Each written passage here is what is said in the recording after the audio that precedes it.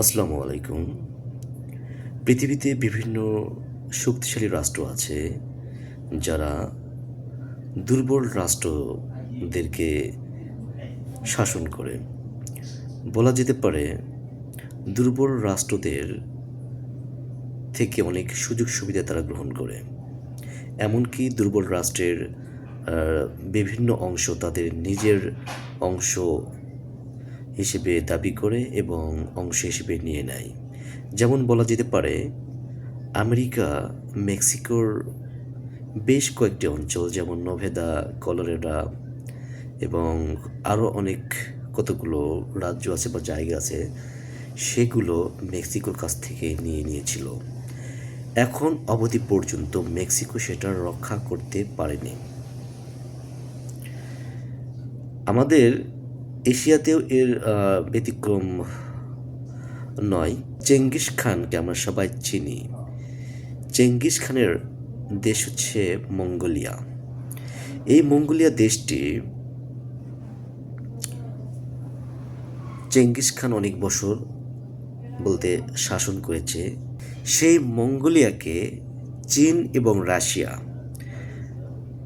তাদের শক্তি দিয়ে, তাদের বুদ্ধি দিয়ে মঙ্গোলিয়ার কিছু অংশ রাশিয়া এবং চীন দখল করে নিয়েছে। আজ পর্যন্ত কিন্তু মঙ্গোলিয়া উদ্ধার করতে সেগুলো পারেনি। এখন আসি অন্য একটা কথায়। বাংলাদেশ আমাদের প্রিয় জন্মভূমি। বাংলাদেশ এমন একটা এশিয়ার এমন একটা অবস্থানে রয়েছে যে তার তিন দিকে ভারত এবং একদিকে শুধুমাত্র বঙ্গোপসাগর। আমাদের বঙ্গোপসাগর পানি ছাড়া আর কোনো যাওয়ার জায়গা নেই। এই পরিস্থিতিতে আমরা ভারতের সাথে বিভিন্নভাবে আমাদের দেশের রাজনৈতিক যারা নেতা আছে, বিভিন্ন রাজনৈতিক গোষ্ঠী আছে, তারা কেউ কেউ ভালো সম্পর্ক সৃষ্টি করেছে, কেউ কেউ ভালো সম্পর্ক সৃষ্টি করতে ব্যর্থ হয়েছে বা করেনি বা চায়নি। এখন বাংলাদেশের রাজনীতিতে বলা যেতে পারে বিভিন্ন ভারত বিদ্বেষী, বিভিন্ন ভারতপ্রেমীও লোকজন রয়েছে এবং 1971 সালে ভারত আমাদেরকে অনেকভাবে সাহায্য সহযোগিতা করেছে। আমরা অনেকে বলে থাকি বা কিছু মানুষ বলে থাকে যে ভারত তার নিজ স্বার্থে আমাদেরকে সাহায্য সহযোগিতা করেছে। এখানে অনেক বিশ্লেষক মনে করেন ভারত বাংলাদেশকে স্বাধীনতা করেছে, কিন্তু ভারত বাংলাদেশকে কখনো দখল করার পরিকল্পনা করেনি। যুদ্ধের পর তারা 3 মাস এদেশে ছিল এবং বঙ্গবন্ধু শেখ মুজিবুর রহমানের কথাতে কিন্তু তাদের যেগুলো সৈন্য ছিল, সেনাবাহিনী ছিল, সেগুলো কিন্তু তারা উঠে নিয়ে চলে নিয়ে গিয়েছিল। বাংলাদেশ বিভিন্নভাবে ভারতের উপর নির্ভরশীল। বাংলাদেশ যদি ইচ্ছে করে যে ভারত থেকে কোনো কিছু কিনবে না বা কোনো সাহায্য সহযোগিতা নেবে না, বাস্তবিক পক্ষে বাংলাদেশের জনগণ বা বাংলাদেশের মানুষকে ভালোভাবে চালানোর মতো ক্ষমতা অন্য কোনো দেশের নেই।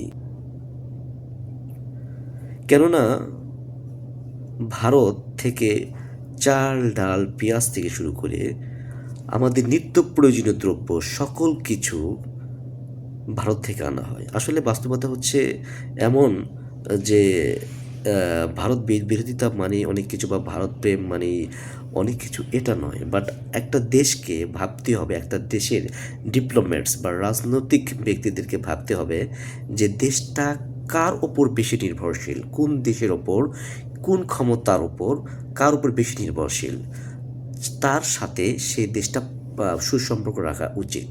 অনেক বিশ্লেষক মনে করে যদি ভারতের সাথে সুসম্পর্ক না রাখা হয় বা তো বাংলাদেশের ইকোনমি, বাংলাদেশের অর্থনীতি অনেক তলানিতে পড়ে যাবে। আসলে বাংলাদেশ স্বয়ংসম্পূর্ণ একটা দেশ নয়, আর বাংলাদেশকে সাহায্য করার মতো আশেপাশে অন্য কোনো দেশ নেই। এটা একটা বাস্তব সত্য কথা। এক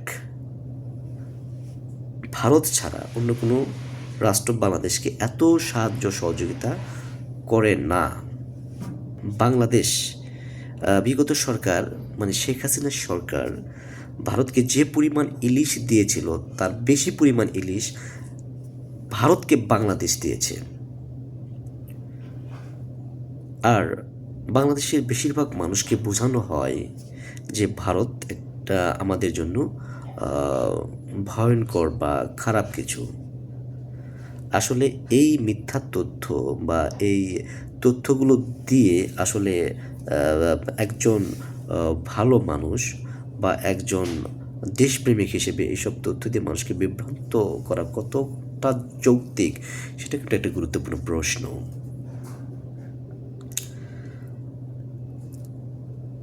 অনেকেই ভারতের পক্ষে বললে ভারতকে বলে যে সে ভারতের দালাল। আসলে আমাদেরকে নিরপেক্ষতার দৃষ্টিতে দেখতে গেলে বাংলাদেশকে বাঁচাতে হলে বাংলাদেশের মানুষকে বাঁচাতে হলে আমাদের সবার সাথে সম্পর্ক রাখা জরুরি। শুধু ভারত নয়, প্রত্যেকটা দেশের সাথে সম্পর্ক রাখা জরুরি।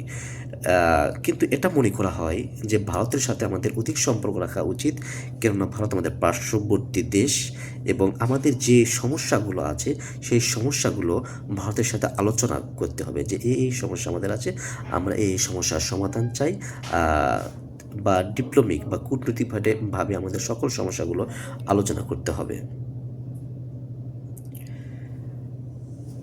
অন্য একটা উদাহরণ দেওয়া যেতে পারে যে আমাদের গার্মেন্টস শিল্প এখন খুবই তলানিতে চলে গেছে। বেশি গ্যাস নেই, বিদ্যুতের অভাবে অনেক গার্মেন্টস শিল্প বন্ধ হয়ে যাচ্ছে, বা সুতা নেই। আমাদের গার্মেন্টস শিল্পের বেশিরভাগ পণ্য আমদানি করা হয় ভারত থেকে। তো ভারতের সাথে একটু যে টানাপোড়েন চলছে এর কারণেই আমাদের গার্মেন্টস শিল্প কিন্তু অনেক ক্ষতির সম্মুখে চলে যাচ্ছে। এখান থেকে কিন্তু অন্য কোনো রাষ্ট্র বাংলাদেশকে সহযোগিতা করার জন্য আসছে না বা আসবেও না, এটা চিরসত্য। বাংলাদেশকে ভাবতে হবে বাংলাদেশের জনগণকে নিয়ে। বাংলাদেশের যে কোনো সরকার আসুক, সেই সরকারেরই উচিত ভারতের সাথে ভালো সম্পর্ক গড়ানোর জন্য। ভালো সম্পর্ক না গড়ালে ভারত সবসময় একটা দলের ওপর বা একটা গোষ্ঠীর উপর নির্ভর করবে। প্রত্যেকটা মানুষেরই উচিত বা প্রত্যেকটা রাজনৈতিক দলেরই উচিত নিজের দেশকে আগে প্রাধান্য দেওয়া এবং প্রত্যেকটা দেশের সাথে ভালো সম্পর্ক বজায় রাখা। ধন্যবাদ।